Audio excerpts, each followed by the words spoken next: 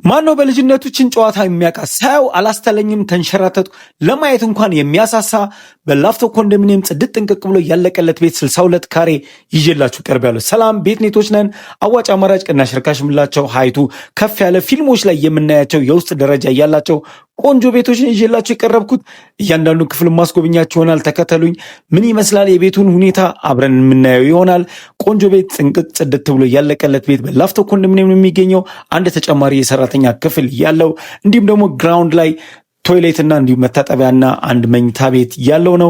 ባለ ሁለት መኝታ 62 ካሬ በላፍቶ ኮንዶሚኒየም ጽድት ጥንቅቅ ብሎ ያለቀለት ቤት ነው። የዚህ ቤት መሸጫ ዋጋ 6 ሚሊዮን ብር ነው። ካርታ አለው፣ ዕዳ የለበትም። ስም መዞር የሚችል ነው። ካርታ አለው፣ ዕዳ የለበትም። ስም መዞር የሚችል ነው።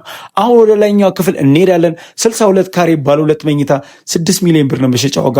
አብረን እንከተል። የውስጠኛውን የላይኛውን ክፍሎችን አብረን እናያለን። እዚህ ጋር የላይኛው ላይ አንድ ኪችን እንደዚሁም ደግሞ አንድ ተጨማሪ መኝታ ቤት ይወጣለት 6 ሚሊዮን ብር ነው መሸጫ ዋጋ።